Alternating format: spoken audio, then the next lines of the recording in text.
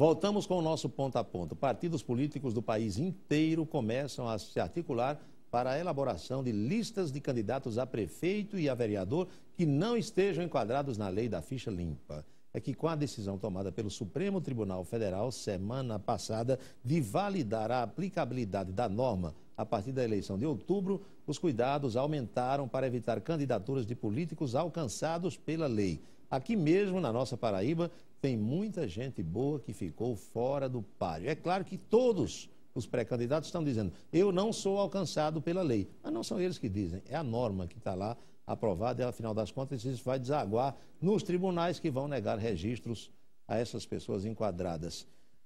Já que eu falei nesse tema, a sua opinião sobre a lei da ficha limpa? Porque a gente está sempre, mesmo que não seja político, a gente está de olho. A gente está ligado, né? Está de olho. Acho fundamental. Eu fiquei feliz com a decisão do Supremo. Eu tive um avô de quem eu trago o nome, que foi ministro do Supremo. Armando? Não. Valdemar Falcão mesmo. Falcão. Eu sou Valdemar Falcão Neto. Eu não uso Neto só em documentos. Algum parentesco com o ex-ministro Armando Falcão? Armando é primo da família também. Mas meu avô foi do tempo de Getúlio ainda. Foi ele que implantou Justiça do Trabalho, salário mínimo, legislação toda década trabalhista. De 30, 40, por aí. De 40, né? 37 a 41, ele foi ministro de Getúlio. Pois é. Era Trabalho, Indústria e Comércio. E Getúlio teve um fato interessante, que ele foi ditador, depois foi eleito, foi né? eleito. Teve as duas situações, né? E meu avô teve um gesto de desprendimento muito grande, porque ele não era ligado politicamente ao Getúlio, mas ele era um grande jurista. Então o Getúlio o convidou para justamente fazer o arcabouço de todo o trabalhismo em termos de legislação no Brasil. Então, quando chegou em 1941, que ele chegou para o Getúlio e falou, presidente, eu cumpri a missão para a qual o senhor me convocou, eu queria que o senhor me dispensasse. E o Getúlio ficou muito impressionado com o desprendimento dele nesse sentido, mas quer largar o ministério? Ele falou, não quero largar o ministério. O senhor me convocou para fazer um trabalho que eu já terminei. E ele disse, poxa, como é que eu posso lhe agradecer? Ele falou, olha, eu sou um jurista, um dia se eu tiver uma vaga no Supremo e quiser me indicar, eu aceito com o maior prazer. E foi de pronto. Pô, ele morreu muito jovem, né? Ele morreu com 51 anos de idade, quando estava visitando os Estados Unidos para conhecer o sistema eleitoral americano. Ele era o presidente do TSE na época. Ele morreu mais jovem que nós dois. Mais jovem que nós dois. E então eu achei que essa resolução agora do Supremo foi uma vitória da população. O Supremo, Valdemar, me permita, uma semana antes ele tinha tomado uma decisão também de permitir que o Conselho Nacional de Justiça fiscalize os magistrados. Uma decisão digna de aplauso. Aí veio a da validação da lei da ficha limpa. Eu acho interessante que muitas vezes dizem não, que os magistrados têm que se ater à lei e não tem que digamos, sensíveis ao clamor da opinião pública, mas tem que ouvir, sim. Tem que ouvir. Afinal de contas, as leis são feitas para aplicar junto à população, a nós todos. Né? Parabéns ao Supremo. Por que a astrologia? Como é que surgiu isso na sua vida? Olha, Paulo, eu estava lhe falando dessas turnês com o Zé Ramalho, né? E tem uma coisa muito engraçada em turnê, porque você tem um tempo livre muito grande. Né? O músico você já sai para turnê com o espetáculo todo ensaiado, então não tem o que ensaiar. Vai no ônibus, vai no avião, né? Exatamente. Aí o que você tem que fazer? Você, no fim da tarde, você vai passar o som, como a gente diz, testar a equalização do equipamento no ginásio, no teatro clube, onde você for tocar, e à noite fazer o show. Quer dizer, digamos que são aí 2 ou 3 horas de trabalho. De apresentação. Então tinha muito tempo ocioso. Eu sempre gostei muito de ler e tinha muita curiosidade a respeito de astrologia. Então, cada vez que a gente ia começar uma turnê, quando a gente chegava no aeroporto, eu ia direto na livraria, comprava uns 2 ou 3 livros de astrologia, botava debaixo do braço e digo, pronto, já tenho aqui bibliografia para me acompanhar na viagem toda. E os caras dizendo, tá ficando doido, tá ficando maluco. Não, e engraçado é isso, é porque eu nunca tive a pretensão de fazer disso uma atividade profissional.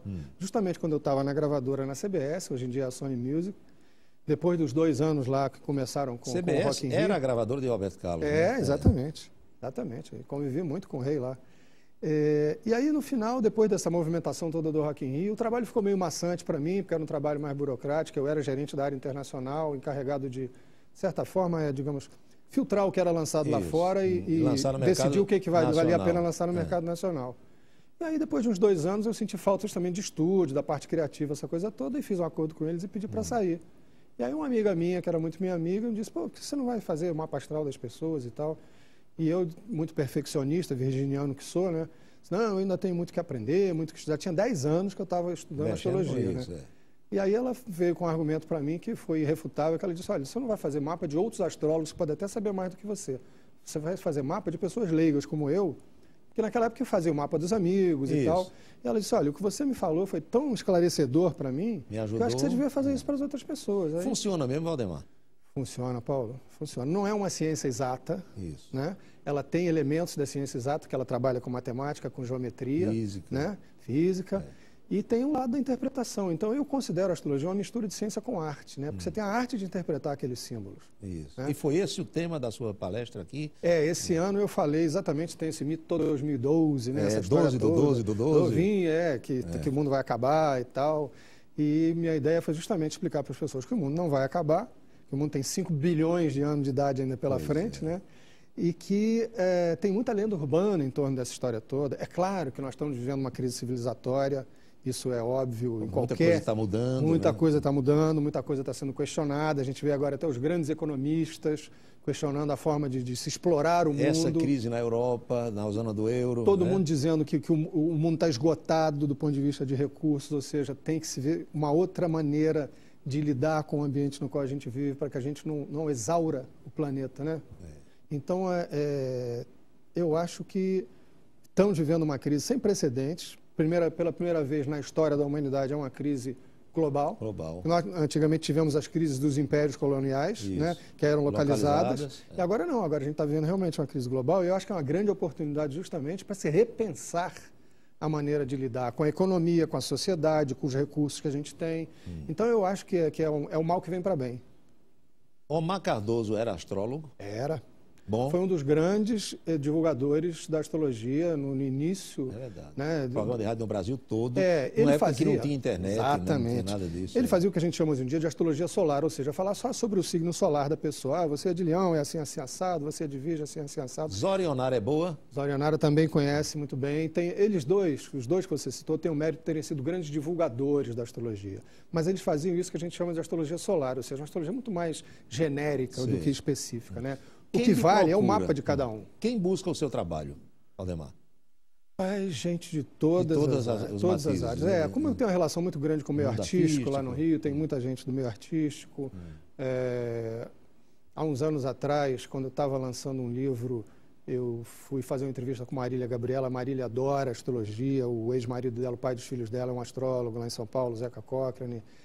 Então, tem gente de todo tipo. Tem garotada que quer saber qual é a melhor faculdade para fazer, que direção que deve seguir. Tem o pessoal do meio artístico. Se deve viajar ou não, tem aquelas perguntas exatamente, assim, né? Tem também está propícia e tal. Exatamente. A propósito, você já foi no Peru, Machu Picchu, por ali? Não, rapaz, eu sou doido para ir lá e não fui. Meus irmãos já foram. É uma área muito ligada a seus estudos. E é um lugar muito especial, né? Todas aquelas ruínas, aquela civilização ali. A propósito, eu acho que cabe perfeitamente a pergunta, já estamos quase no finalzinho do nosso tempo ali. Eram os deuses astronautas? Alguém já perguntou isso por aí, Eu acho que sim, sabia, Paulo? Eu acho que muita coisa do que aconteceu aí na antiguidade eu acredito em vida em outros planetas, não por uma questão de crença, mas por uma questão de matemática, né? Zelba Ramalho também acredita muito nisso. Mas você imagina, se você fizer uma coisa que não tem como o homem ter feito, né? Se você fizer uma contazinha mínima de matemática, não é possível que no universo que tenha bilhões de estrelas e bilhões de galáxias, nós sejamos o único planeta povoado por seres pensantes. Eu acho que matematicamente é possível. E tem coisa que a gente olha, Valdemar, e diz, não foi o homem que fez. Exato. A gente tem a Pedra do Ingá aqui pertinho. Aquelas inscrições ali, as Itacoatiaras do Ingá, aquilo ali é um zodíaco. E feito com símbolos que não são de nenhuma cultura que a gente conhece. Ninguém descobriu até hoje. Até hoje. Eu vou muito lá, né? Você passa a mão ali, você diz aquilo como se tivesse sido feito com alguma coisa, um raio, uma coisa eletrônica, sei lá. Aquilo não foi feito com cinzel, não foi esculpido com martelo, com marreta, com nada disso, né? De jeito nenhum. É verdade. Valdemar, sua base é o Rio de Janeiro. Nasceu lá, continua morando lá. Continuo morando lá. Quantos filhos tem? Tenho 3 filhos. 3 filhos? Meninos dois rapazes e uma moça. E uma moça, tudo estudando já? Tudo estudando. Os dois já estão na faculdade. O mais velho está seguindo a carreira artística, é ator. O do meio é empreendedor, está cursando administração. E a caçula, que está com 16 anos, está aí vendo se vai fazer teatro ou se vai fazer literatura. Nossa. Já se apresentou no Teatro Rival? Ali na Cinelândia? Não, esse ano, se Deus quiser, vão me apresentar lá. Eu gosto muito, eu vou muito para aquela área do Amarelinho. Ali é sensacional. Teatro Rival, a Lapa, entendeu? Teatro Municipal. Teatro Municipal está ali do lado. Biblioteca Nacional do lado da Rio Branco. Região ali é maravilhosa. Olha, o Rio eu conheço igual a Campina Grande. Que bacana. Eu vou tanto ali que gosto bastante. E aquela região ali é maravilhosa, né? Porque você tem ali... É um poço de cultura, né? Exatamente, exatamente. Valdemar, muito obrigado por ter vindo ao programa. Paulo, o prazer foi todo meu. Foi ótimo o nosso papo. Tenho certeza que os telespectadores gostaram da conversa. E vamos marcar encontro sempre que vier a Campina, participar do encontro ou não. faça contato para a gente trocar ideias aqui. Com o maior prazer. Muito obrigado pela participação. Obrigado a você também. Vamos à última do calçadão. Depois de alguns registros de afogamentos no período de carnaval, os bombeiros agora estão alertando os moradores da zona rural para as primeiras chuvas do inverno que já estão acontecendo nesses dias agora do mês de fevereiro. É que comumente os reservatórios recebem muita água e as pessoas animadas com a chuva, né? Estava seca, chega a chuva, cismam de tomar banho, aí apostam para atravessar o açude, o rio, e aí os acidentes acontecem. Então, todo cuidado é pouco, tome as suas precauções. Eu quero agradecer a sua companhia e convidá-lo para o nosso próximo encontro amanhã, tão logo termine o noticiário do meio-dia. Sugira temas para entrevista no programa, o endereço aí está, @tvitararé.com.br. Estamos na internet também nesse endereço que está na sua tela. Chegam agora Saulo Queiroz e Thaís Carvalho com Diversidade. Boa tarde para você e até amanhã.